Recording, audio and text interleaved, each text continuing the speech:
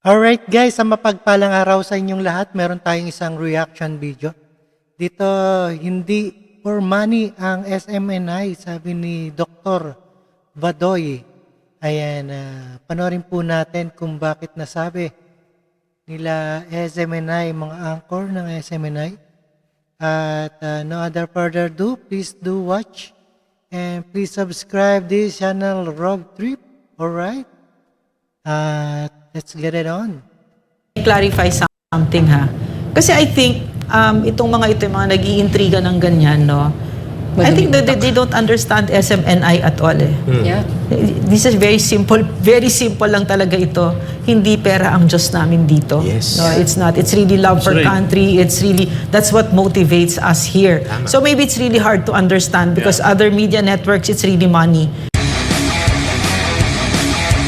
Alright, hindi really money.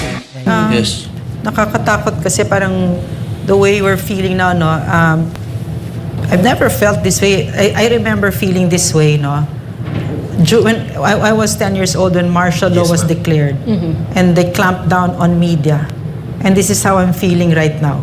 No, parang this is the first time people are afraid to say anything again. No, so this is what's happening now, diba? So, Eric, yung may tatanong kasi ako, no? Go ahead. What do you think about them saying, no, that the funds of that SMNI is being funded by China?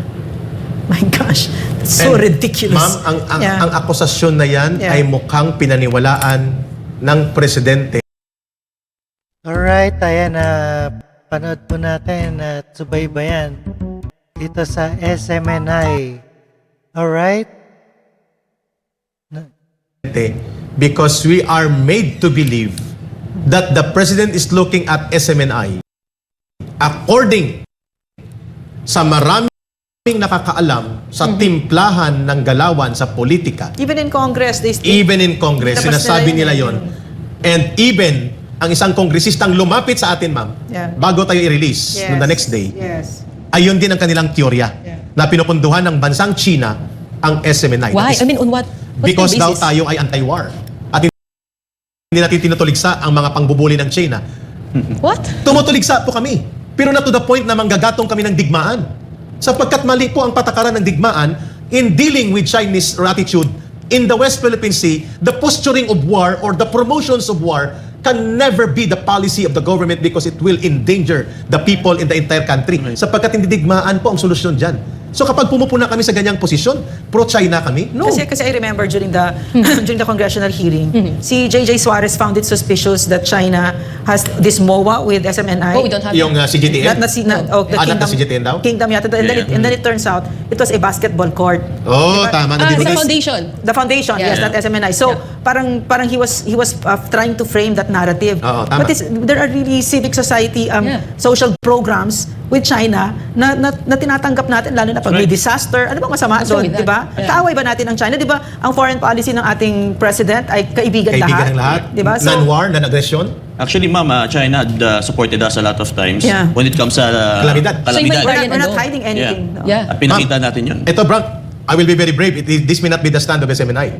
Even if SMNI will not stand on it, ako ay mananawagan. Kapag nilusob tayo ng China, at kapag na malayong mangyari at dinigma nila tayo at inagaw ang mga aktwal na teritoryo natin, hindi yung disputed na mga lugar na pinagdidebatihan pa, kapag ginawa nila niyan, kahit ako po ay mahina na sa physical, ipagtatanggol ko pong bansang ito against China. Yes. True. And I think SMNI will call on the people to stand and defend our country. Yes. Right. I think it's unfair. And it's not only for China, kahit Amerika din ang lumusob o gumamit at lakas tanganin tayo, tatayo at titindig kami. So it's not true that kami po ay pro-China, kami po ay anti-American. No! And we are not funded by China sapagkat kami po ay nagmamahal ng kapayapaan and we are against war. And I will state it, hindi po worth na ang digmaan at war posturing ang policy natin in dealing with China na biglang pumihit nang sa ilalim na ni Bongbong Marcos Jr. because that is exactly what the US wants. May I clarify something ha? Kasi I think itong mga nag-iintriga ng ganyan, no? I think that they don't understand SMNI at all eh. Yeah. This is very simple lang talaga ito. Hindi pera ang Diyos namin dito. Yes. No, it's not. It's really love for country. It's really, that's what motivates us here. So maybe it's really hard to understand because other media networks, it's really money. No, so ganun lang talaga yung simpleng katotohanan dito. Yes, no, so I want to also clarify something kasi during the hearing na yung sinabi ni Fernandez. Ano Dan Hernandez? Dan Fernandez. Oh, Hernandez. Hernandez. Oh, that I was lying daw because hindi ko alam yung sino yung Advertisers? sponsors niya. Hindi ko talaga alam. And then it turns out, Ako rin, kung tinanong niya, hindi ko rin alam.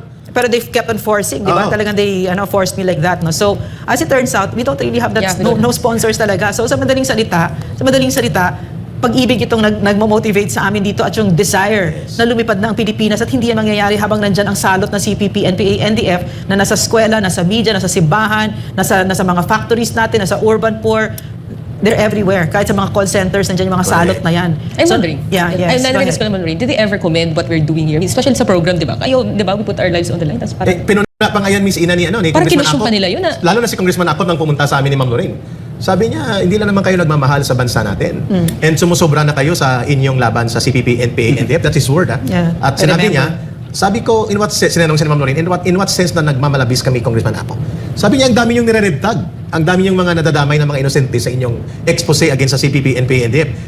Like, for example, Congressman Acop, sabi niya si Congressman Benny Abante, si Mayor Magalong, at iba pa, maraming nagrereklamo sa inyo na abusado kayo sa inyong paglaban sa CPP, NPA, NDF. Sinagot siya namin ni Ma'am Lorraine, hindi po kami nagre-red tag sapagkat in the first place, Congressman Acop, dapat alam niya rin ito, abogado to eh.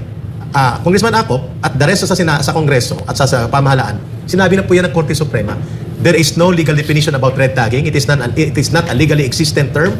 Walang krimen tungkol dyan. At ang red tagging na yan ay ang gumagamit niyan, CPP, NPA, NDF. Hindi pa rin siya maniwala. Sinagot siya ni Ma'am Parang Lorraine. nabigla siya. Nabigla siya. Ganun ba? May Supreme Court jurisprudence yan? Hindi ko alam Yes, mayroon po. Aquino versus Zarate. Zarate. Aquino v. 2015. Yun. Aquino v. Zarate. Yun. At mayroon pa, Mapago versus dalawa pa.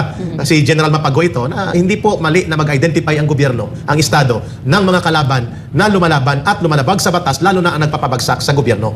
May jurisprudence din yan involving General Mapago na inakusa ng CPP, NPA, NDF, urban operatives. Ang punto namin sa kanya ni Ma'am Lorraine, kapag kami po ay nagme-mention ng pangalan ng Benji Magalong, Benny Abante at sino pa, Lagman, at kung kani-kanino pa, na nakikita naming nagbibit-bit ng agenda ng CPP, NPA, NDF, yun po ay pagpupuna.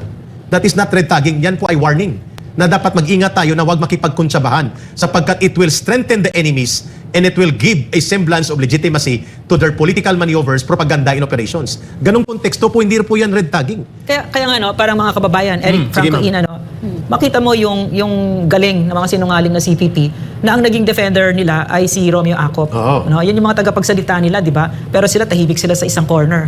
Tapos yung buong Pilipinas talaga pinagbuntungan ng galit nila itong mga ito, no, yung mga kongresista. Pero sila hindi sila masyado na-mention kasi absent sila doon. Pero ang nagpagalaw sa kanila dyan ay ang CPP, NPA, NDF na lumabas mismo sa isang PNP na general dati at isang abogado yung salitang Red gawa tagging. ng CPP, NPA, NDF, propaganda ng CPP, red tagging. Correct. Ganyan ang husay nito mga sinungaling na ito. Kaya nga Alright guys, napakinggan po natin dito sa SMNI.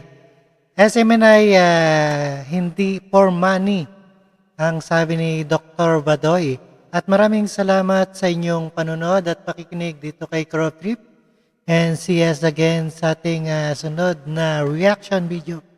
Thank you guys and keep safe and healthy. Peace out.